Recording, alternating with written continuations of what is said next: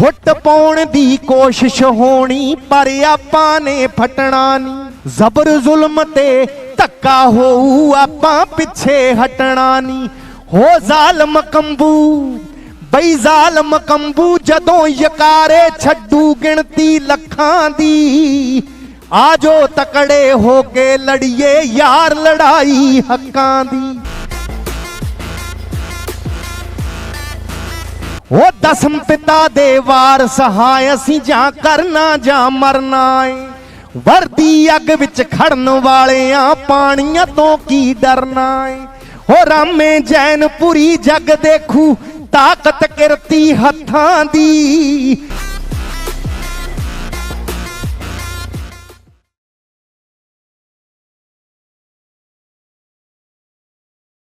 मावां चाचियां ताइयां लगदियां भैणां मां जाइयां लगदियां। मावां चाचियां ताइयां लगदियां भैणां मां जाइयां लगदियां। बाप दादे ते नाने मामे सारे गल्लां करदे लगदे। धरने दे विच बैठे सारे मैनू मेरे घर दे लगदे। धरने दे विच बैठे सारे मैनू मेरे घर दे लगदे। कोई गल तां होई अनोखी कट्ठी हो गई संगत चौखी। जेड़ी वरत दी कला मैं वेखी शब्दां दे विच कहनी औखी। गभरू गाउंदे वारां फिरदे बाबे सुखमनी पढ़दे लगदे। धरने दे विच बैठे सारे मैनू मेरे घर दे लगदे। धरने दे विच बैठे सारे मैनू मेरे घर दे लगदे। पिंडां दे पिंड हो गए खाली हर घर विचों आई टराली। सड़कां उत्ते पक्कण परौंठे गुरु घरां वांगू खड़के थाली।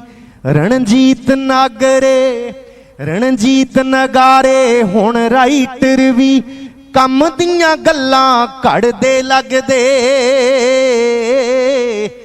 धरने दे विच बैठे सारे मैनू मेरे घर दे लगदे। धरने दे विच बैठे सारे मैनू मेरे घर दे लगदे। काले कानूनां दे खिलाफ सबर संतोख सिदक की लड़ाई लड़ रहे मेरे सत्कारयोग बुजुर्गों, मेरिया मावां भैणां, मेरे नौजवान साथी, गज के आखो वाहिगुरू जी का खालसा श्री वाहिगुरू जी की फतेह। सो ये कल्ली मेरी गल नहीं, मैनू लगदा जेड़े बंदे दा रोटी दे नाल वास्ता है, ਜਿਹੜਾ ਬੰਦਾ ਕਿਸਾਨੀ ਦੇ ਨਾਲ ਜੁੜਿਆ ਹੋਇਆ, ਕਿਸਾਨਾਂ ਦੇ ਨਾਲ ਜੁੜਿਆ ਹੋਇਆ, ਉਹ ਸਾਰੀ ਇਹ ਗੱਲ ਮਹਿਸੂਸ ਕਰਦੇ ਆ ਕਿ ਜਿਵੇਂ ਉਹਦੇ ਆਪਣੇ ਮਾਮੇ ਚਾਚੇ ਤਾਏ, ਉਹਦੀ ਮਾਂ,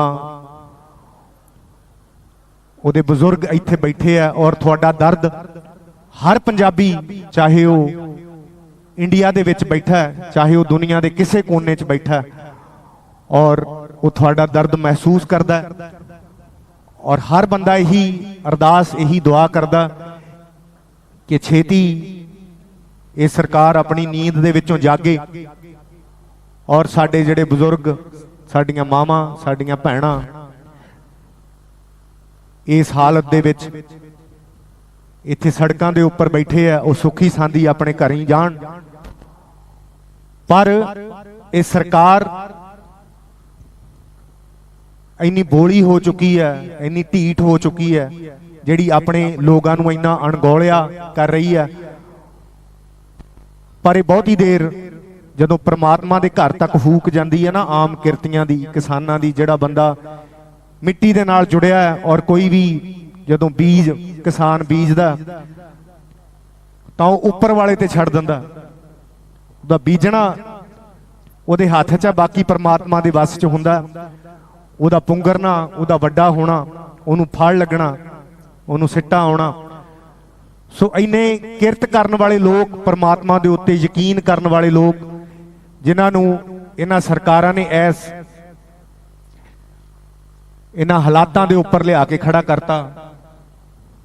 ਸੋ ਕਈ ਵਾਰੀ ਕਹਿੰਦੇ ਆ ਰੱਬ ਜਦੋਂ ਮਾਰਦਾ ਮੱਤ ਹੀ ਮਾਰਦਾ, ਤਾਂ ਕਦੇ ਮੈਨੂੰ ਤਾਂ ਇਹ ਲੱਗਦਾ ਕਿ ਜਿਵੇਂ ਮੱਤ ਵੱਜ ਚੁੱਕੀ ਹੈ, ਕਿ ਆਮ ਲੋਕਾਂ ਦੀ ਆਵਾਜ਼ ਇਹਨਾਂ ਨੂੰ ਨਹੀਂ ਸੁਣ ਰਹੀ। ਪਰ ਇਹ ਇੱਕ ਨਾ ਇੱਕ ਦਿਨ ਸੁਣਨੀ ਪੈਣੀ ਹੈ, ਕਿਉਂਕਿ ਜਿਹੜੇ ਕਿਰਤੀ ਲੋਕ ਨੇ, ਕਿਸਾਨ ਲੋਕ ਨੇ, ਉਹਨਾਂ ਦੇ ਸਬਰ, ਤੁਹਾਡੇ ਸਬਰ ਦੀ ਲੜਾਈ ਹੈ। ਔਰ ਤੁਹਾਡਾ ਸਬਰ ਤਾਂ ਹੁਣ ਤੱਕ ਖੈਰ ਪਰਖਿਆ ਜਾ ਹੀ ਚੁੱਕਿਆ, ਔਰ ਇਹਨਾਂ ਨੂੰ ਵੀ ਸਮਝ ਆ ਚੁੱਕੀ ਹੈ ਕਿ ਇਹ ਅੱਕ ਕੇ ਜਾਂ ਥੱਕ ਕੇ ਮੁੜਨ ਵਾਲੇ ਨਹੀਂ। ਸੋ ਮਾਲਕ ਤੁਹਾਨੂੰ ਚੜ੍ਹਦੀਆਂ ਕਲਾ 'ਚ ਰੱਖੇ। ਮੈਂ ਤਾਂ ਤੁਹਾਨੂੰ ਸਜਦਾ ਕਰਨ ਦੇ ਲਈ ਆਇਆ।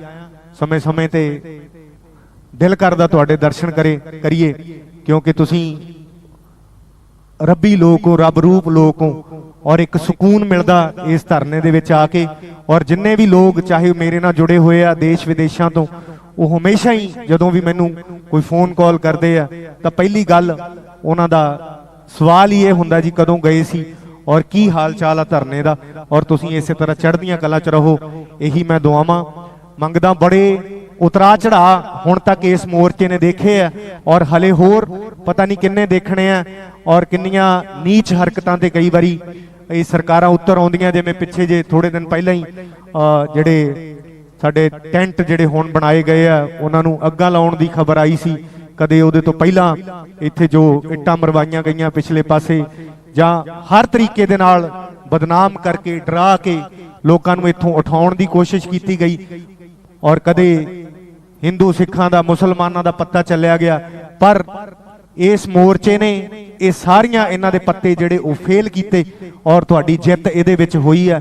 ਔਰ ਇਹ ਕਾਨੂੰਨ ਵੀ ਬੜੀ ਜਲਦੀ ਰੱਦ ਹੋਣਗੇ। ਇਹੀ ਹਰ ਕਿਸਾਨ ਦਾ ਔਰ ਹਰ ਜਿਹੜਾ ਬੰਦਾ ਰੋਟੀ ਦੇ ਨਾਲ ਸੰਬੰਧ ਰੱਖਦਾ, ਚਾਹੇ ਉਹ ਦੁਨੀਆ 'ਚ ਕਿਤੇ ਵੀ ਬੈਠਾ, ਸਾਰੇ ਦੁਨੀਆ 'ਚ ਲੋਕ ਬੈਠੇ ਤੁਹਾਡੇ ਵੱਲ ਦੇਖ ਰਹੇ ਆ। ਔਰ ਸਾਰਿਆਂ ਨੂੰ ਇਹੀ ਉਮੀਦ ਆ ਕਿ ਜਲਦੀ ਤੁਸੀਂ ਜਿੱਤ ਕੇ ਮੁੜੋਗੇ। ਔਰ ਕੁਛ ਲਾਈਨਾਂ ਮੈਂ ਹੋਰ ਕਹੂੰਗਾ, ਉਹਦੇ ਨਾਲ ਹੀ ਫਿਰ ਤੁਹਾਤੋਂ ਇਜਾਜ਼ਤ ਚਾਹੂੰਗਾ। ਮਾਲਕ ਤੁਹਾਨੂੰ ਚੜ੍ਹਦੀਆਂ ਕਲਾ 'ਚ ਰੱਖੇ। ਕਿ ਜਿਵੇਂ ਪਹਿਲਾਂ ਕਾਫੀ ਕਿਸਮ ਦੀਆਂ ਕੋਸ਼ਿਸ਼ਾਂ ਹੋਈਆਂ, ਔਰ ਇਹ ਹੱਕਾਂ ਦੀ ਲੜਾਈ ਹੈ, ਇਹ ਨਸਲਾਂ ਦੀ ਲੜਾਈ ਹੈ। ਕਿਉਂਕਿ ਫਸਲਾਂ ਜੇ ਬਚਣਗੀਆਂ ਤਾਂ ਹੀ ਨਸਲਾਂ ਬਚਣਗੀਆਂ। ਸੋ ਕਹਿੰਦੇ, ਉਹ ਮੈਂ ਪਿੱਛੇ ਜੇ ਸੁਣ ਰਿਹਾ ਸੀ ਕਿ ਇਹ ਹੁਣ ਫਸਲਾਂ ਦੀ ਲੜਾਈ ਨਹੀਂ, ਨਸਲਾਂ ਦੀ ਲੜਾਈ ਰਹਿ ਗਈ। ਪਰ ਮੈਂ ਹੋਰ ਕਹੂੰਗਾ, ਜੇ ਫਸਲਾਂ ਬਚਣੀਆਂ, ਨਸਲਾਂ ਤਾਂ ਹੀ ਬਚਣੀਆਂ। ਫਸਲਾਂ ਪਹਿਲਾਂ ਨੇ ਔਰ ਆਪਸ ਦੇ ਵਿੱਚ ਜੁੜੀਆਂ ਹੋਈਆਂ ਇਹ ਚੀਜ਼ਾਂ ਨੇ। ਕਿ ਫੁੱਟ ਪਾਉਣ ਦੀ ਕੋਸ਼ਿਸ਼ ਹੋਣੀ, ਪਰ ਆਪਾਂ ਨੇ ਫਟਣਾ ਨਹੀਂ।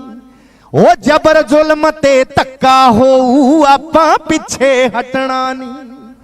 ਫੁੱਟ ਪਾਉਣ ਦੀ ਕੋਸ਼ਿਸ਼ ਹੋਣੀ, ਪਰ ਆਪਾਂ ਨੇ ਫਟਣਾ ਨਹੀਂ। ਜ਼ਬਰ ਜ਼ੁਲਮ ਤੇ ਧੱਕਾ ਹੋਊ, ਆਪਾਂ ਪਿੱਛੇ ਹਟਣਾ ਨਹੀਂ।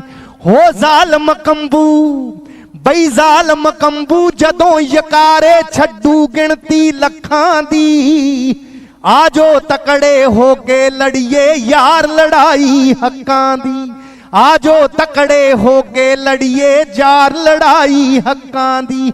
ਆਜੋ ਤਕੜੇ ਹੋ ਕੇ ਲੜੀਏ ਯਾਰ ਲੜਾਈ ਹੱਕਾਂ ਦੀ। ਜਿੰਦਾਬਾਦ। ਉਹ ਦਸਮ ਪਿਤਾ ਦੇ ਵਾਰਸ ਹਾਂ ਅਸੀਂ, ਜਾਂ ਕਰਨਾ ਜਾਂ ਮਰਨਾ ਏ। ਵਰਦੀ ਅੱਗ ਵਿੱਚ ਖੜਨ ਵਾਲਿਆਂ, ਪਾਣੀਆਂ ਤੋਂ ਕੀ ਡਰਨਾ ਏ। ਹੋ ਰਾਮੇ ਜੈਨਪੁਰੀ ਜਗ ਦੇਖੂ, ਤਾਕਤ ਕਿਰਤੀ ਹੱਥਾਂ ਦੀ। ਆਜੋ ਤਕੜੇ ਹੋ ਕੇ ਲੜੀਏ ਯਾਰ ਲੜਾਈ ਹੱਕਾਂ ਦੀ। ਆਜੋ ਤਕੜੇ ਹੋ ਕੇ ਲੜੀਏ ਯਾਰ ਲੜਾਈ ਹੱਕਾਂ ਦੀ। ਬੋਲੇ ਸੋ ਨਿਹਾਲ। ਸੋ ਮਹਾਰਾਜ ਤੁਹਾਨੂੰ ਇਸੇ ਤਰ੍ਹਾਂ ਚੜ੍ਹਦੀਆਂ ਕਲਾ 'ਚ ਰੱਖੇ। ਸਤਿ ਸ੍ਰੀ ਅਕਾਲ। ਕਿਉਂਕਿ ਇਹ ਪਹਿਲੀ ਵਾਰੀ ਪੰਗਾ ਕਿਰਤੀਆਂ ਨਾਲ ਪਿਆ, ਪੋਲੀਟੀਕਲ ਲੋਕਾਂ ਦਾ। ਪਹਿਲਾਂ ਕਿਸੇ ਨੂੰ ਹਿੰਦੂ ਬਣਾ ਕੇ, ਕਿਸੇ ਨੂੰ ਸਿੱਖ ਬਣਾ ਕੇ, ਮੁਸਲਮ ਬਣਾ ਕੇ, ਜਾਂ ਸਟੇਟਾਂ ਦੇ ਨਾਂ ਤੇ ਲੋਕਾਂ ਨੂੰ ਵੰਡ ਕੇ, ਕਿਉਂਕਿ ਉਹ ਪਾੜੋ ਤੇ ਰਾਜ ਕਰੋ ਜਿਹੜੇ ਗੋਰੇ ਕਰਦੇ ਹੁੰਦੇ ਸੀ, ਉਹੀ ਕੁਛ ਇਹਨਾਂ ਨੇ ਕੀਤਾ। ਔਰ ਉਹੀ ਨੀਤੀਆਂ, ਸਿਰਫ ਚਿਹਰੇ ਹੀ ਚੇਂਜ ਹੋਏ ਆ ਕਿ ਗੋਰਿਆਂ ਦੀ ਜਗ੍ਹਾ ਤੇ ਕਾਲੇ ਆ ਕੇ ਬਹਿ ਗਏ, ਪਰ ਗੱਲਾਂ ਸਾਰੀਆਂ ਉਹੀ ਨੇ। ਸੋ ਉਹੀ ਹੱਕਾਂ ਦੇ ਲਈ ਜਿਹੜੇ ਗੋਰਿਆਂ ਨਾਲ ਅਸੀਂ ਲੜਦੇ ਸੀ, ਉੱਥੇ ਹੀ ਆ ਕੇ ਅੱਜ ਅਸੀਂ ਫੇਰ ਖੜੇ ਹੋ ਗਏ। ਉਹ ਪਾੜਾ ਦਿਨ ਬ ਦਿਨ ਅਮੀਰੀ ਗਰੀਬੀ ਦਾ ਵਧੀ ਜਾ ਰਿਹਾ, ਔਰ ਉਹੀ ਲੜਾਈ ਸਾਨੂੰ ਦੁਬਾਰੇ ਲੜਨੀ ਪੈ ਰਹੀ ਹੈ। ਸੋ ਮਾਲਕ ਤੁਹਾਨੂੰ ਚੜ੍ਹਦੀਆਂ ਕਲਾ 'ਚ ਰੱਖੇ।